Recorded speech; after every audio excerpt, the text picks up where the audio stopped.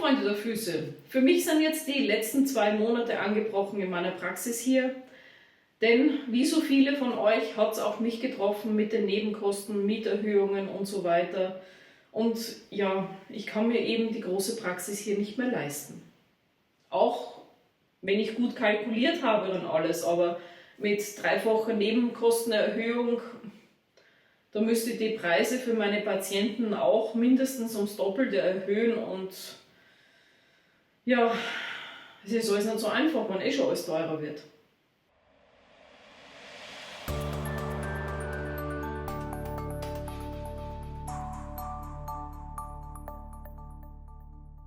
Aus diesem Anlass möchte ich mal mit euch besprechen, was heißt es eigentlich, selbstständig zu sein?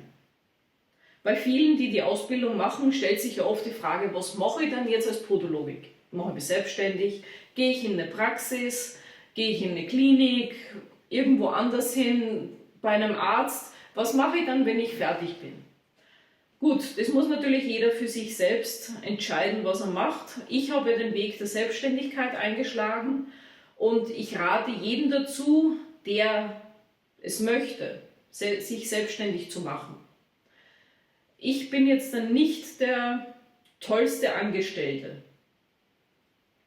Eigentlich mag ich das selber nicht angestellt sein. Also ich bin lieber Herr über meines Lebens und meiner Freizeit und ich habe es auch nicht so gern, wenn ich irgendwelche Vorschriften kriege. Vor allem schon gar nicht von meinem Arbeitgeber und so. Nee, ich bin kein guter Angestellter. Deswegen habe ich den Weg der Selbstständigkeit eingeschlagen, bin mittlerweile seit 13 Jahren selbstständig. Es werden schon bald 14 wieder.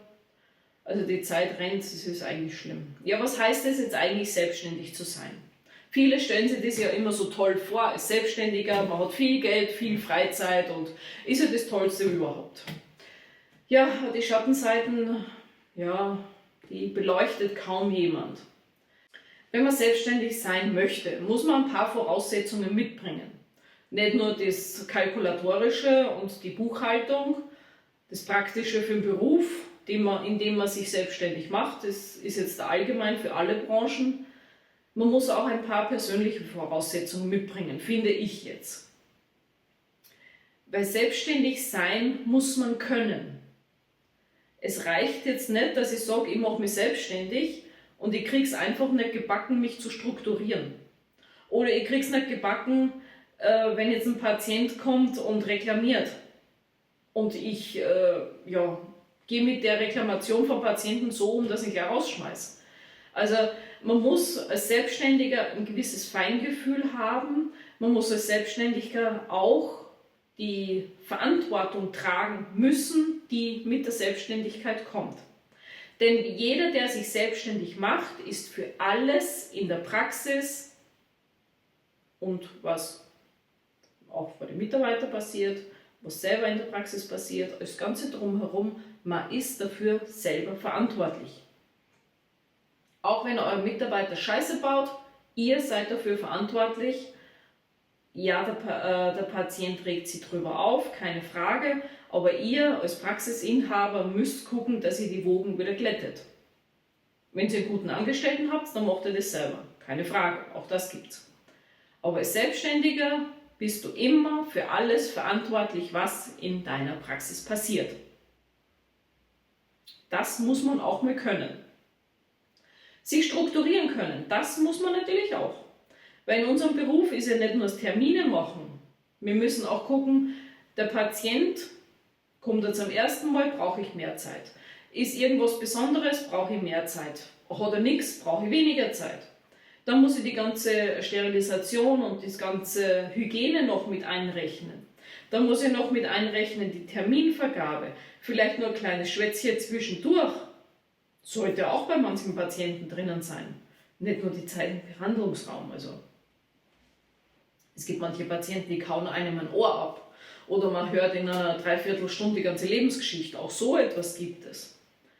Und wenn man jetzt solche Patienten hat, die was ganz, ganz viel reden, dann muss man dann auch schon mal den Mut haben, Patienten zu sagen, es war schön, dass Sie da waren, Sie dürfen jetzt gerne nach Hause gehen, ich muss weiterarbeiten. Der Patient ist einem dann keineswegs böse. Aber ihr selber müsstet dann für euch dann auch abstecken, wie weit gehe ich. Natürlich mit dem Patienten, manche können das gar nicht vertragen, habe ich auch schon gehabt. Patientin reinkommen, 10 Minuten spät, meine läppische Antwort, na, wo waren wir denn so lang? Und die Patientin hat das gar nicht verstanden. Warum das jetzt so schlimm ist, dass sie 10 Minuten spät kommt. Ja, aber wenn ich hier warten muss, dann ist es ja auch nicht in Ordnung, da sagt sie ja auch nichts. Dann habe ich zu ihr gesagt, Herrn, das war ein Spaß. Verstehen Sie gar keine spaßige Anmerkungen mehr? Ja, aber das geht doch so nicht. Und der hat sich furchtbar pikiert drüber. Das heißt, da kann man auch da einmal die Wogen glätten. Gut, das habe ich jetzt selber fabriziert, aber die meisten meiner Patienten wissen mit solchen Meldungen von mir umzugehen. Die nehmen das nicht so ernst. Aber auch die Patienten haben manchmal nicht so gute Tage. Ja, was heißt es noch, selbstständig sein? Sich auch in der Praxis um alles zu kümmern. Auch wenn man jetzt, also gut, ich bin jetzt allein in der Praxis, wenn man jetzt Angestellte hat, da gibt es ja diese schöne Stellenausschreibung, was der Angestellte alles zu machen hat, zu lassen hat, zu tun hat oder auch nicht.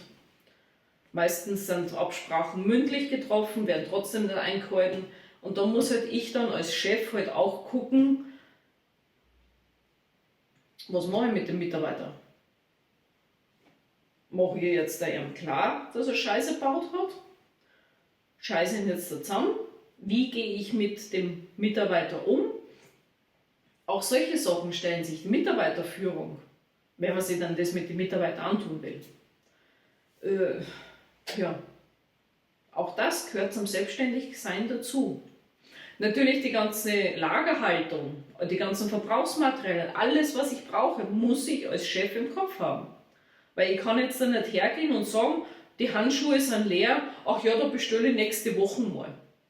Obwohl ich eigentlich schon vorletzte Woche bestellen hätte sollen, weil ja Lieferzeit auch noch ist. Auch das muss ich als Chef irgendwie übereinkriegen.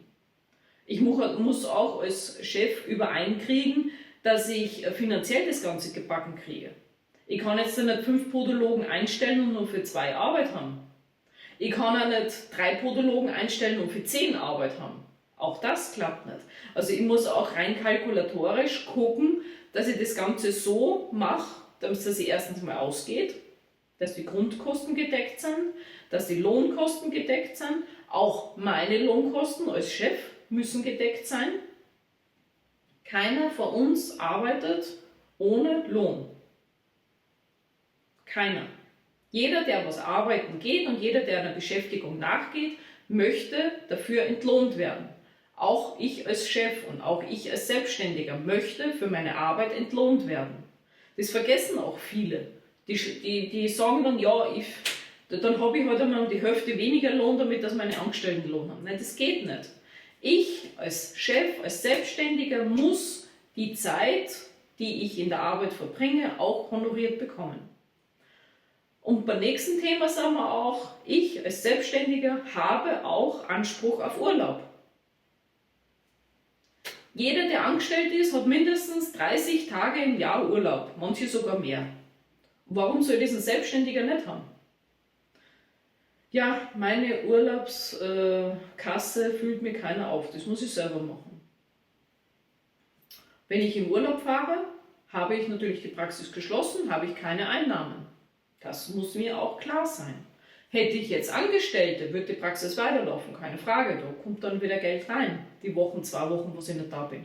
Aber bin ich jetzt alleine in der Praxis, muss ich das alles so hinkriegen, auch mit den Patiententerminen, dass ich mir das so einteile, dass es nichts ausmacht, dass ich 2 Wochen mal nicht da bin, dass ich mal da 2 Wochen keine Einnahmen habe. Auch das muss man irgendwie unter den Hut kriegen. Ich höre immer ganz oft von meinen Patienten, wenn wir Termine ausmachen und dann sage ich, ach, da bin ich nicht da bin ich im Urlaub. Wie? Schon wieder Urlaub? Dann entgegne ich meistens, ja, wieso? Mein letzter Urlaub war doch erst zu Ostern. Warum darf ich denn jetzt da keinen Urlaub machen? Oder das Beste ist, er sagt dann meistens einer zu mir, ja, aber Sie haben den Urlaub bei mir nicht eingereicht.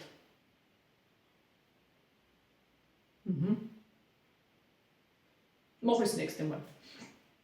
Also auch solche Meldungen von Patienten kommen ganz, ganz oft. Jeder, der was selbstständig ist, der weiß das. Also ja, ich muss da ganz ehrlich sagen, solche Meldungen sind, die kriegen dann von mir auch eine Meldung retour und fertig. Und das nächste Mal ist dann wieder dasselbe. Wollen wir in 3 Monaten wieder Termin ausmachen? Also ich habe ja eine schulpflichtige Tochter. Ich kann nur in den Ferien und ja, ist halt dann mal so. Ja, wie gesagt, selbstständig sein ist nicht so einfach, als wir uns viele das vorstellen. Das heißt, wer sich wirklich überlegt, selbstständig zu sein, der muss natürlich die Sachen, die ich jetzt genannt habe, auch einmal mit einberechnen und auch mal so grob überschlagen, was will ich in der Zukunft. Weil ich habe jetzt für mich beschlossen, ich bleibe alleine. In der Praxis, ich habe meine Praktikanten immer wieder, die bilde ich aus, mache ich alles mit Herzblut, aber sie dürfen dann auch ihres eigenen Weges gehen. Und dadurch, dass ich eben für mich entschlossen habe, dass ich alleine bleibe in der Praxis, habe ich mich auch dazu entschlossen, dass ich meine Praxis verkleinere. Nicht nur der Kosten wegen, also halb so viel Betriebskosten sind schon mal super. Und ja, das heißt dann für mich, ich muss mir eine neue Praxis suchen, ich muss mir eine neue Praxis einrichten. Gut, ich habe schon fast alles, was ich für eine neue Praxis brauche. Es ist halt einfacher, mit einer Praxis umzuziehen, wenn man schon alles hat, so Stühle und die ganzen Materialien, als wenn man jetzt eine Praxis von null aufbaut. Wie ich mit meiner Praxis umziehe und was natürlich in der neuen Praxis dann los ist, wie die dann aussieht. Ja, sie wird klein, ja, sie wird schnuckelig klein, ja, sie ist, ich sag mal, eine Tiny Praxis. Es gibt ja Tiny Häuser, also ich mache eine Tiny Praxis und ja, ihr werdet dann in den folgenden Videos auf die Reise mitgenommen zu meiner neuen Praxis. Somit wünsche ich euch eine schöne Zeit. Bis zum nächsten Mal, eure Podologin Andrea. Tschüss. Ach so, abonnieren nicht vergessen, Daumen hoch und einen Kommentar unten. Würde mich sehr freuen, wenn ihr eins hier lasst. Also bis zum nächsten Mal. Tschüss.